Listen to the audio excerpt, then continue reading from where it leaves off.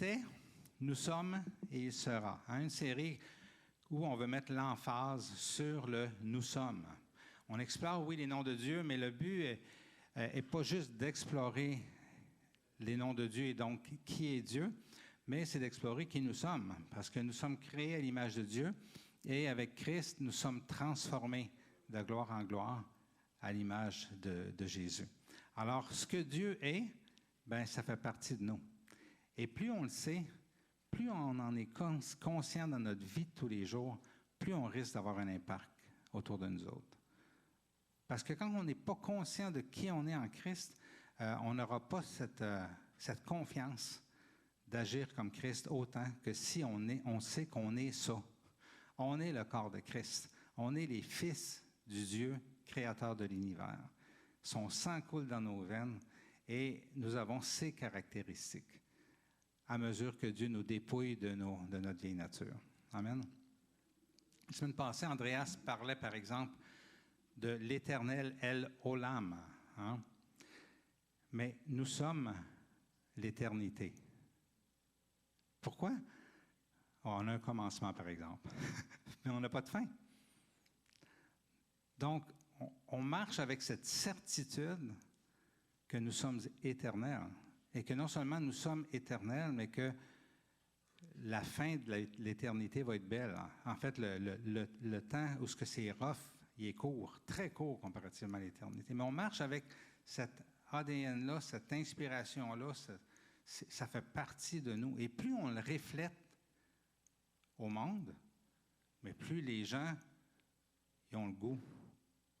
Tout le monde a le goût d'éternité. Tout le monde veut aller au ciel, oui, mais personne ne veut mourir. Hein? Tout le monde a le goût d'éternité. Alors, plus nous sommes tout ce que Dieu est, plus on va impacter notre monde. Alors aujourd'hui, on explore Yahweh Nissi.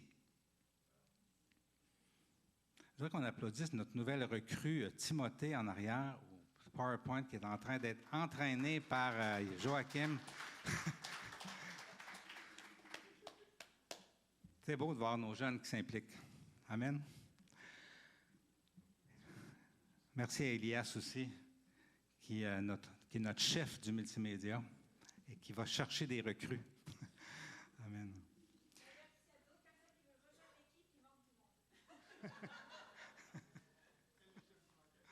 Une annonce en passant.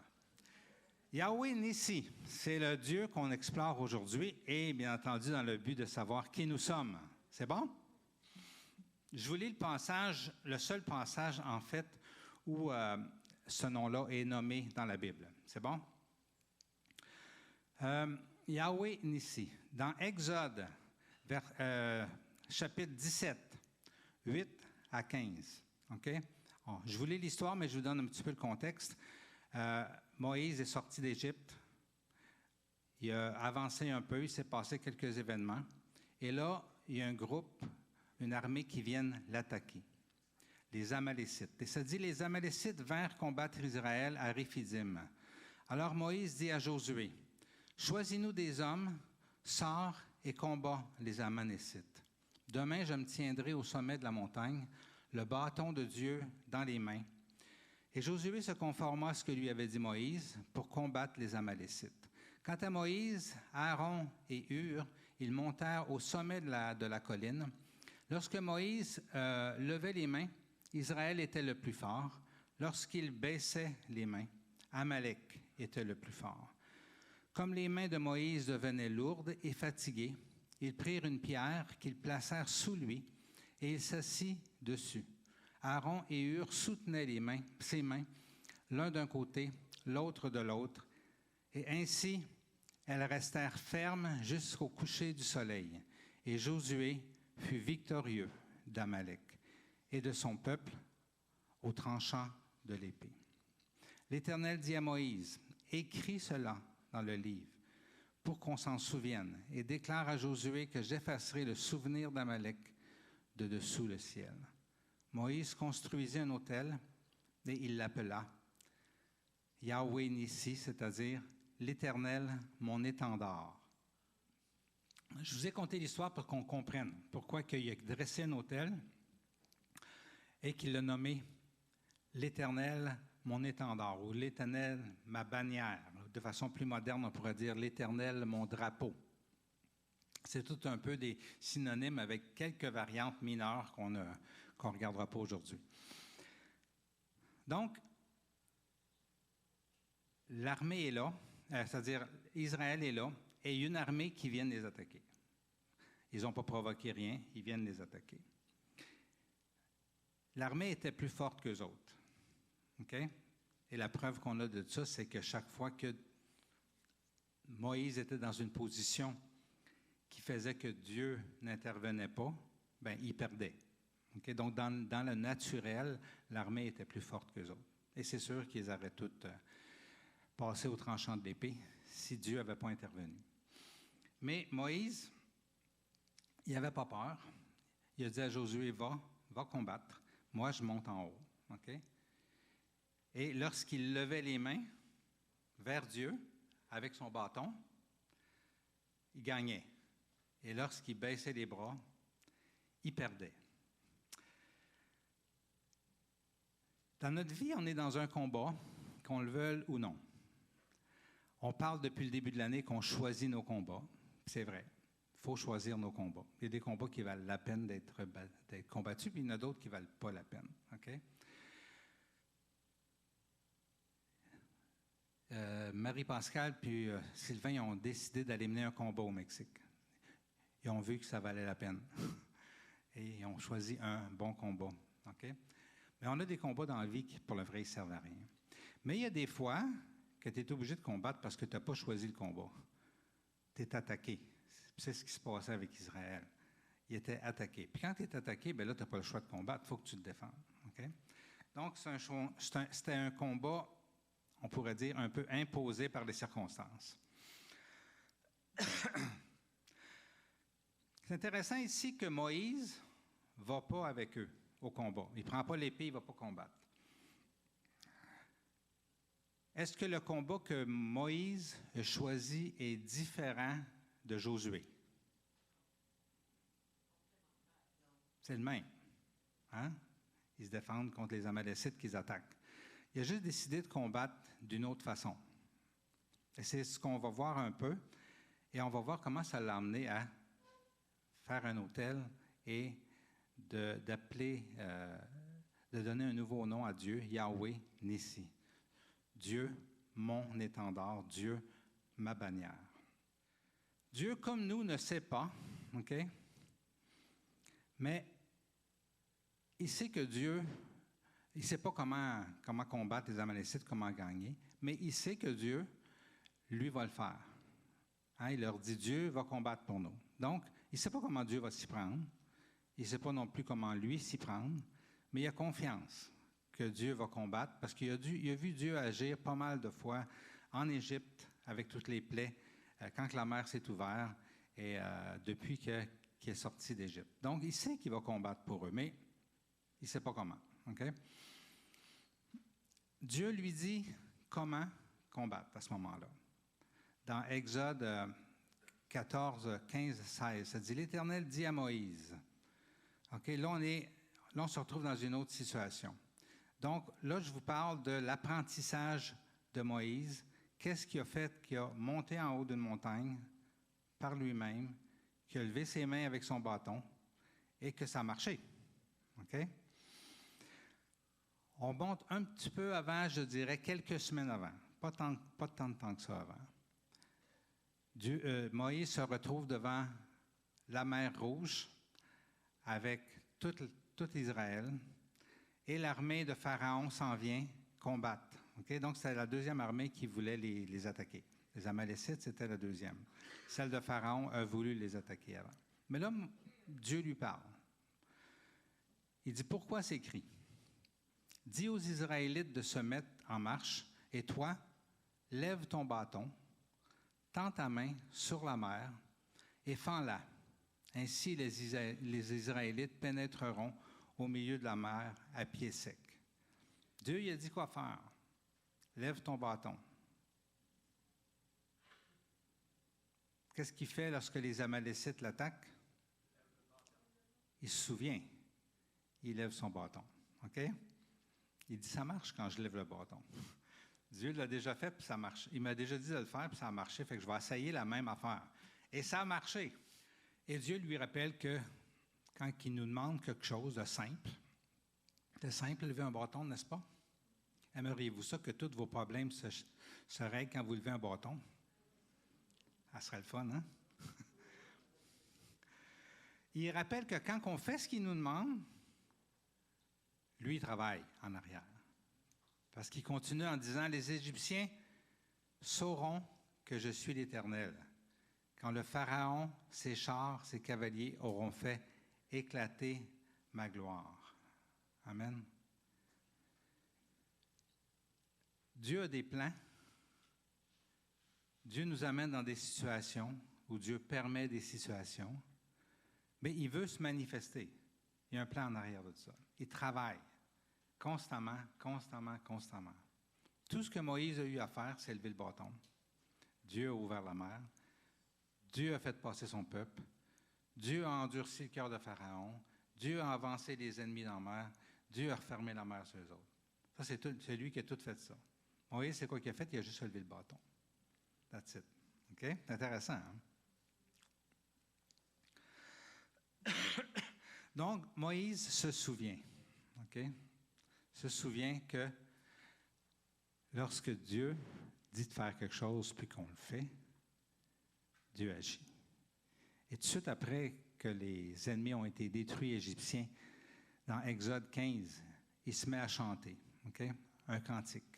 Je chanterai en l'honneur de l'Éternel, car il a fait éclater sa gloire. Il a précipité le cheval et le cavalier dans la mer. Et là, un gros chant sort rempli de joie, de paix, de sécurité, de conviction que Dieu est avec eux autres. Juste parce qu'il a levé le bâton. S'il n'avait pas levé le bâton, la mer n'aurait pas ouvert.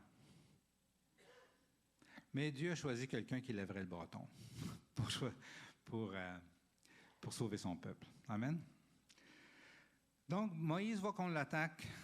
Il connaît ses limites.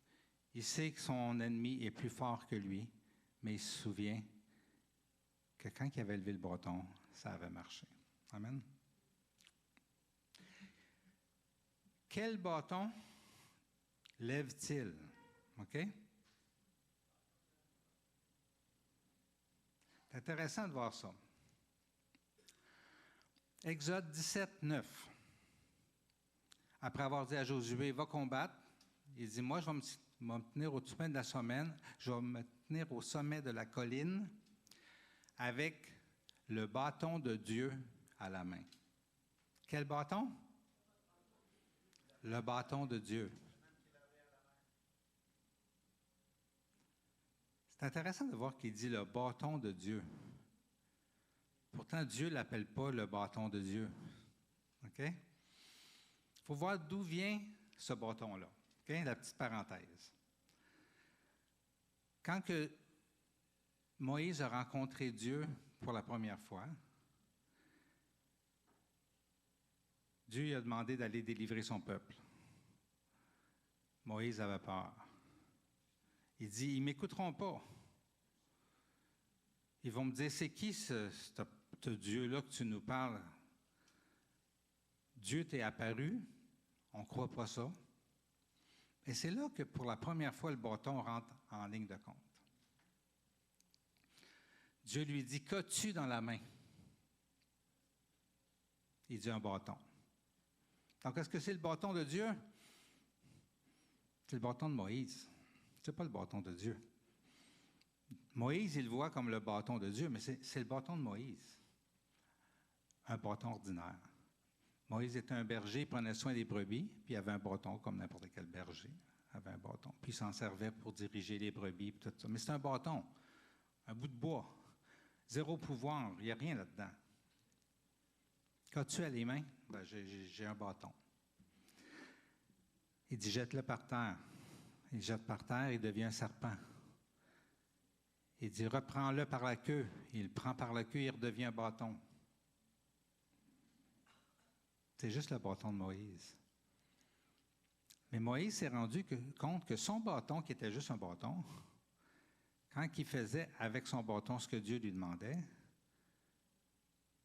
c'était plus juste un bâton. Ça devenait le bâton de Dieu. Et ça restait le bâton de Moïse. Et pourquoi j'insiste tellement sur le bâton de Moïse ici? C'est parce que Dieu nous a donné plein de bâtons. Toutes des bâtons de couleurs différentes, de formes différentes, qui sont plein de choses qu'il a mis en nous.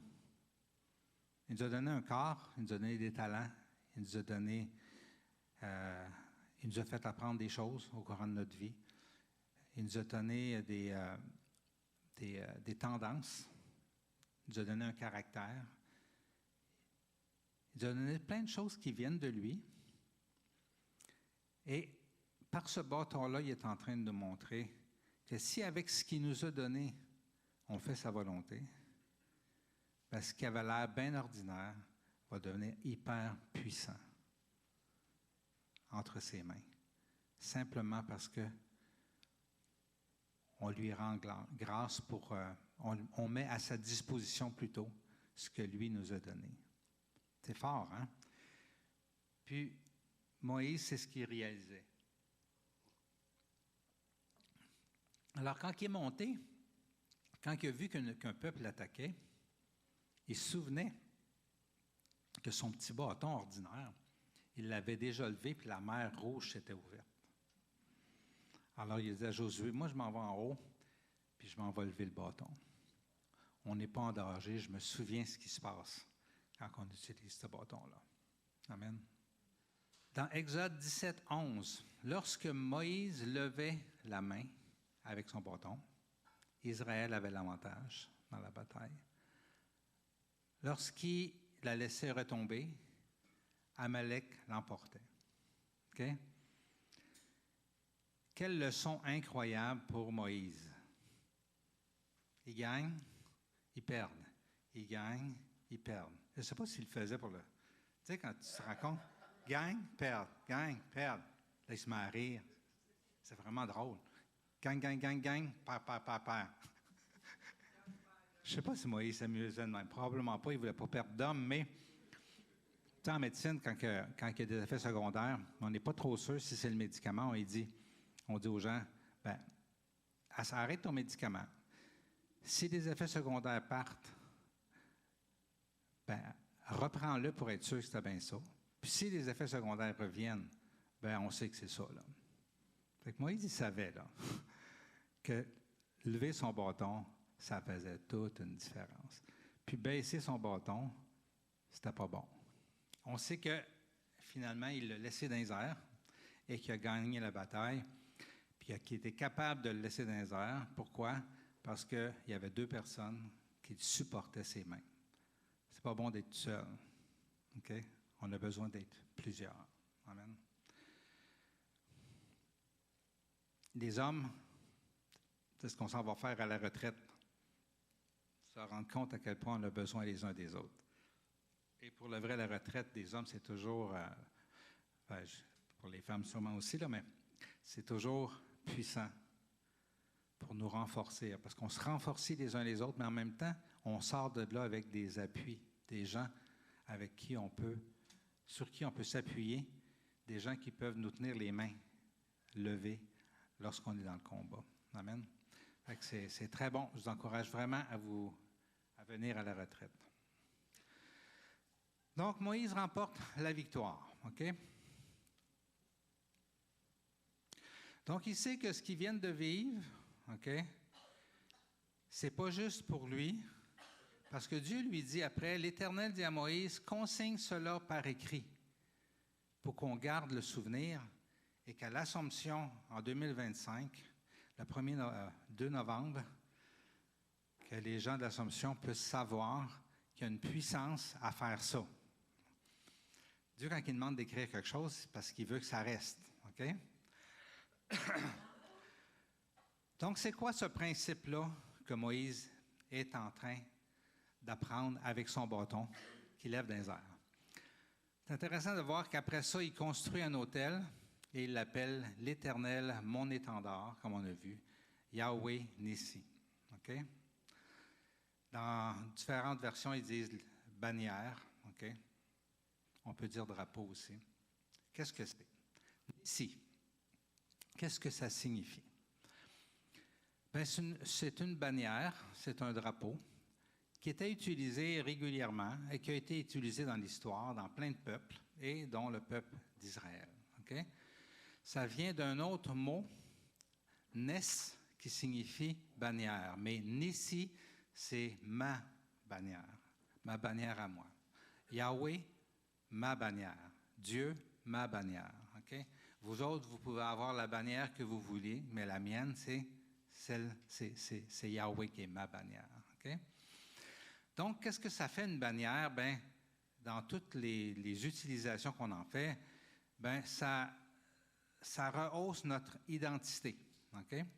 Ça proclame en fait à qui nous appartenons.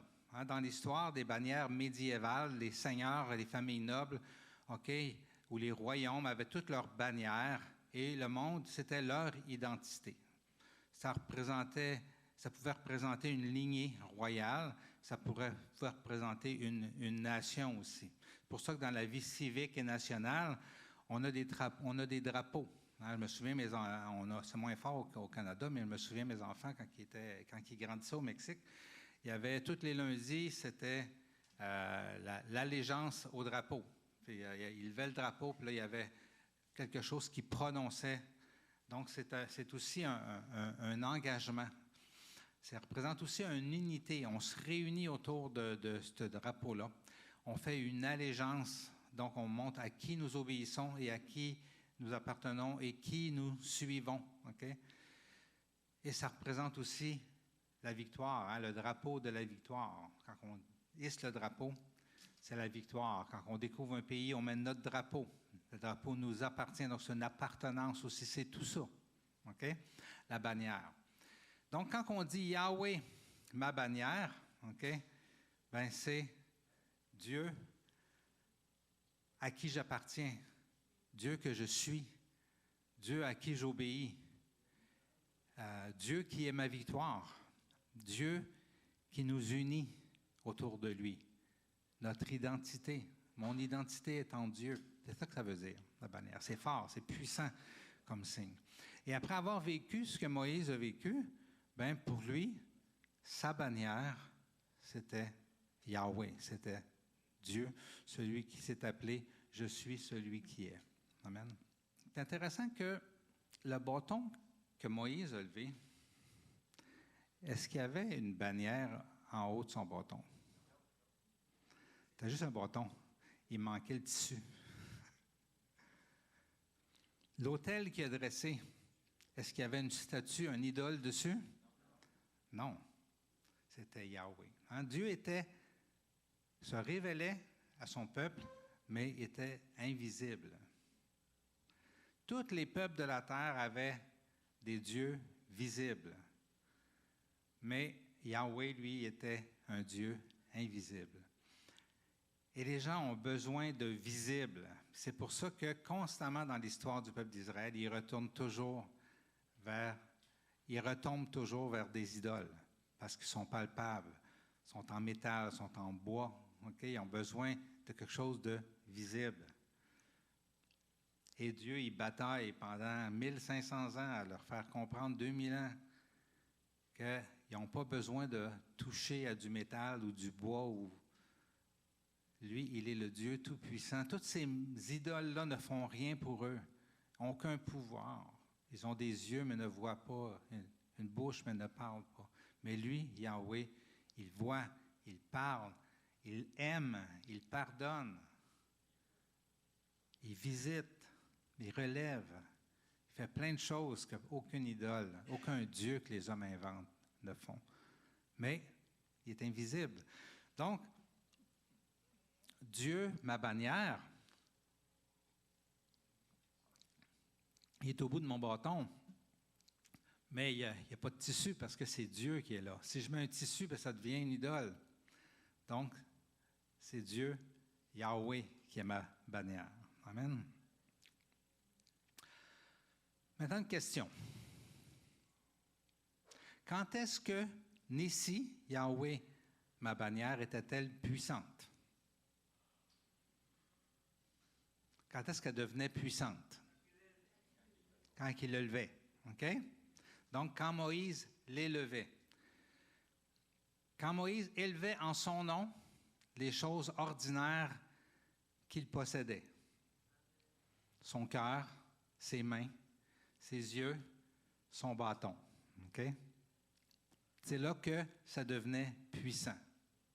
Et quand il baissait ça, ça n'avait plus de puissance. Amen.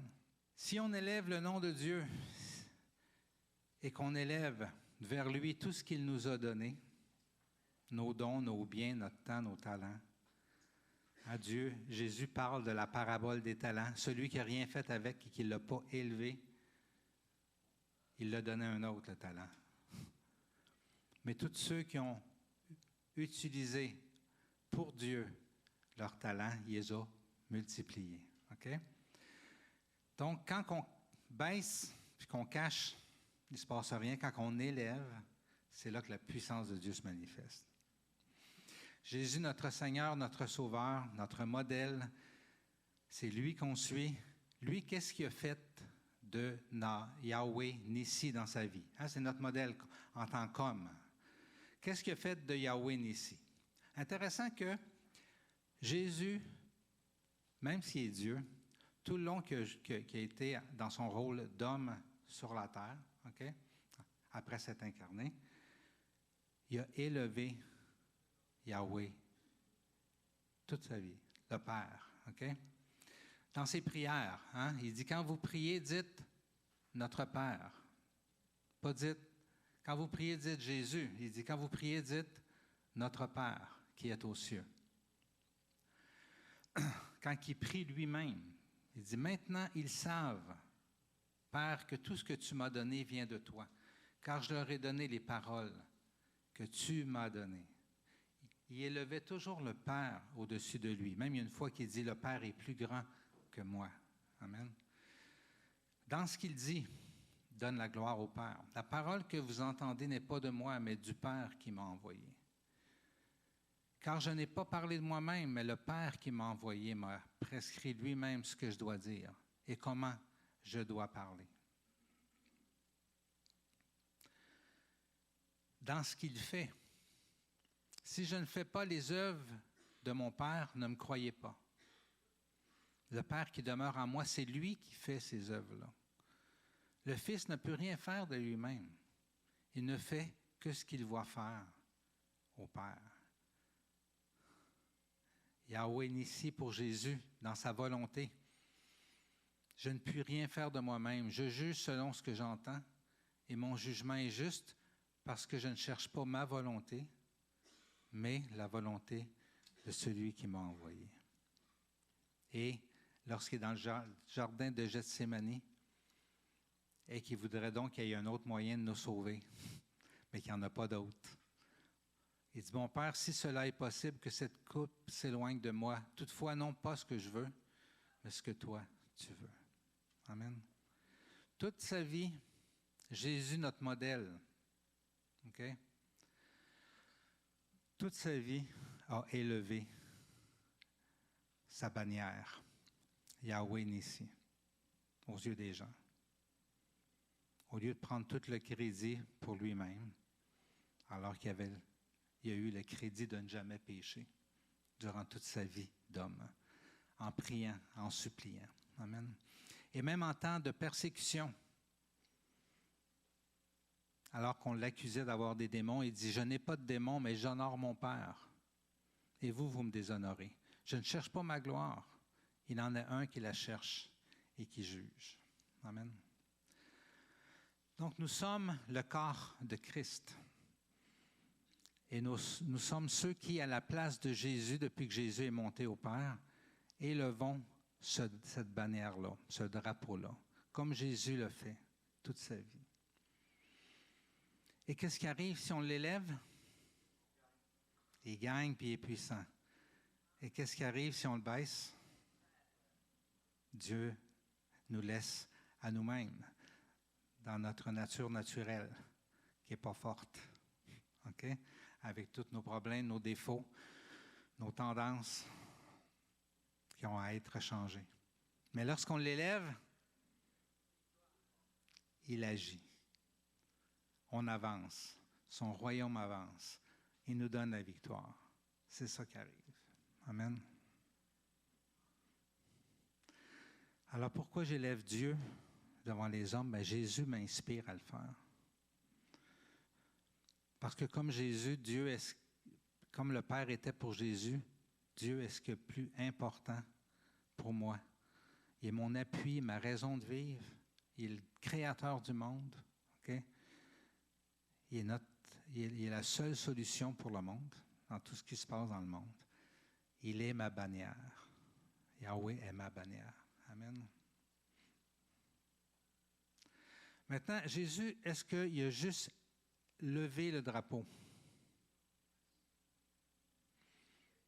C'est intéressant de voir une histoire qui s'est passée dans l'Ancien Testament. En fait, ça commence par une prophétie d'Ésaïe. OK? Dieu était invisible pour tout Israël. Et Israël, dans ses bons moments, le glorifiait, l'élevait. Et Dieu agissait lorsqu'ils élevaient la bannière Yahweh Nissi, invisible au bout du bâton. OK? Mais pour rejoindre tous les peuples, on dirait que Dieu a décidé que c'était mieux qu'il soit visible. Et on a une petite histoire qui montre ça. On va commencer par une prophétie d'Ésaïe qui annonce le Messie. Autrement dit, il annonce Jésus. Il dit, en ce jour, le rejeton d'Ésaïe, Ésaïe, on sait que son rejeton, c'est David, qui était le précurseur de Jésus, qui était pour venir, le roi des rois. Il dit, en ce jour, le rejeton d'Ésaïe sera là comme une bannière pour les peuples. Les nations se tourneront vers lui et la gloire sera sa demeure. Et là, il est en train de parler de quelque chose de visible. Et je dirais plus de quelqu'un de visible qui était Jésus. On est chanceux, hein? D'avoir un Dieu qui s'est fait visible pour nous. On va regarder l'histoire qui vient avec ça.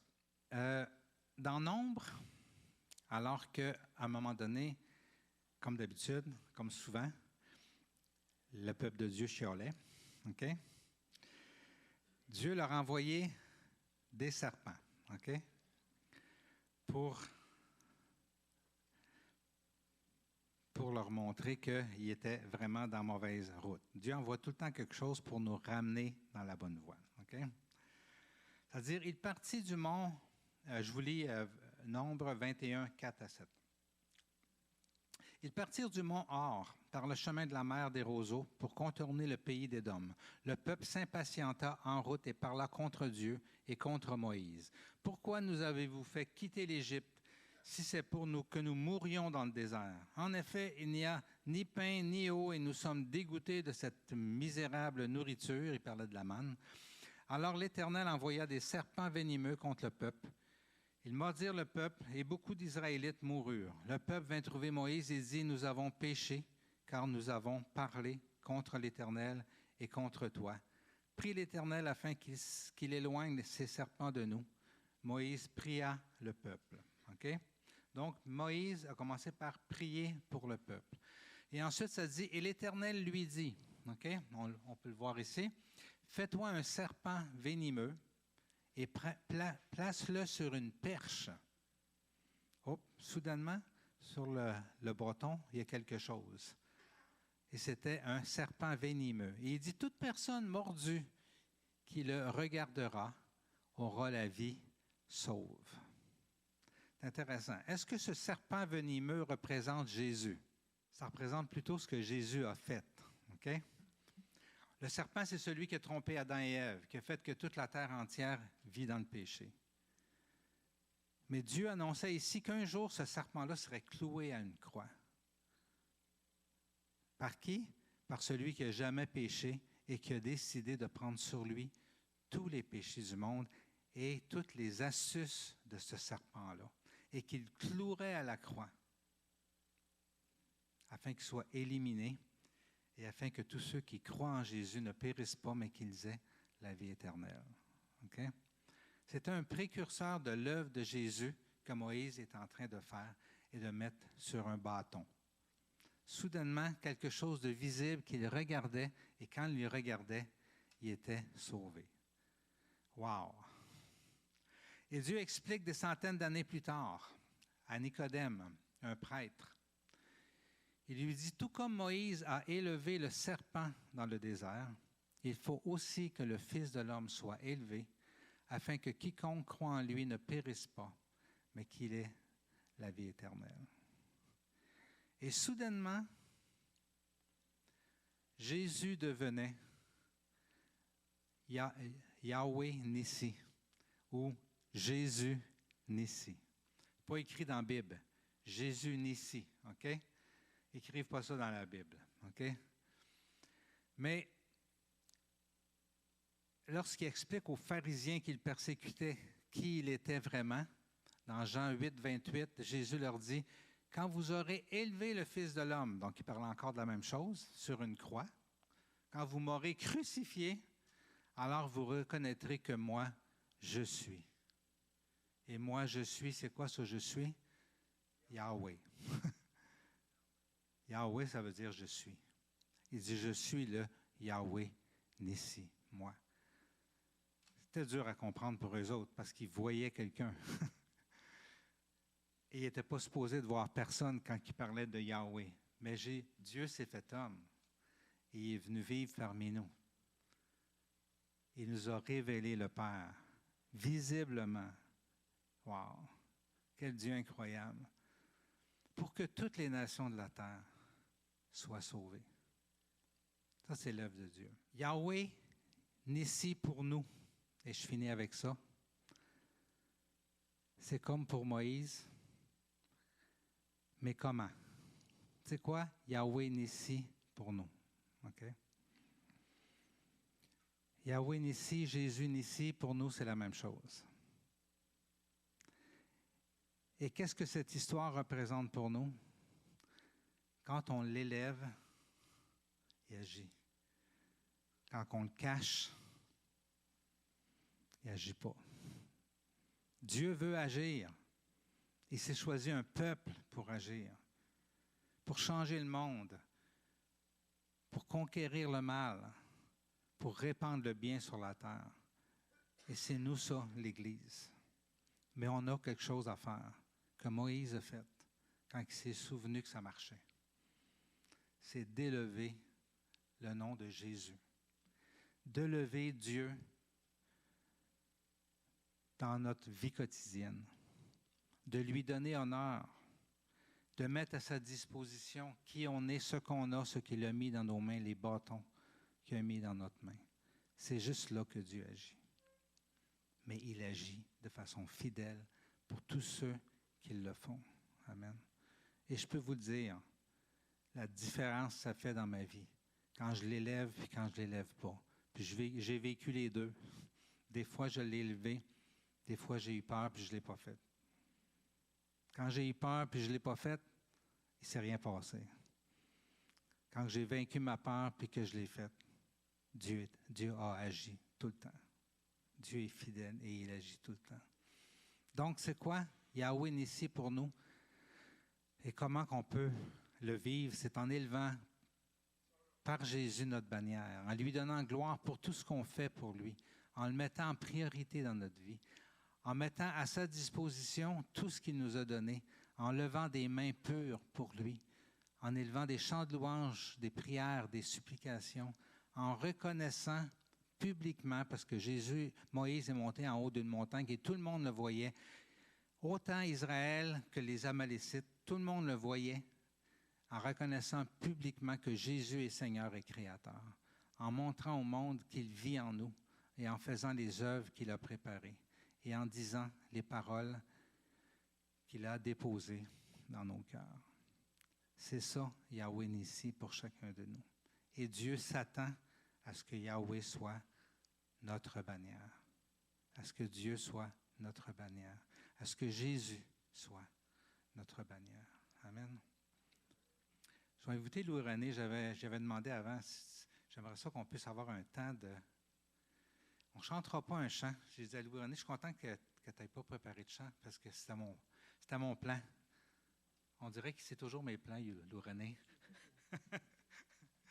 J'avais plus le goût qu'il puisse... il fait partie de nos David. Hein?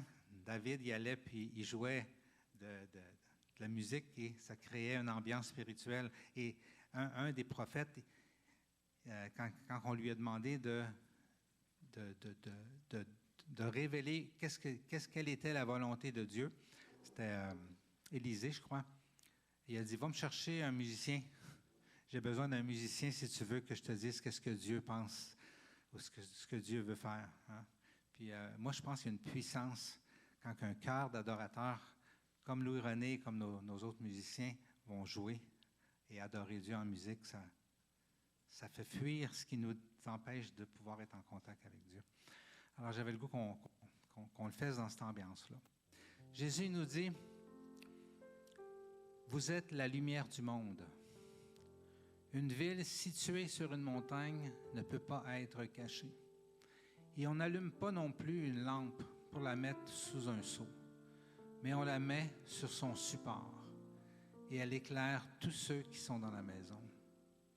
Que de la même manière, votre lumière brille devant les hommes, afin qu'ils voient vos belles manières d'agir et qu'ainsi ils célèbrent la gloire de votre Père céleste.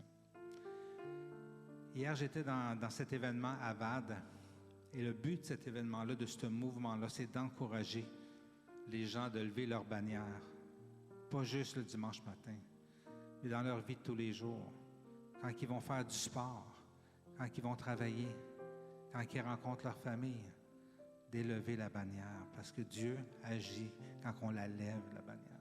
Et quand on la lève pas, il n'agit pas. Dieu s'attend à ça de notre part. Amen.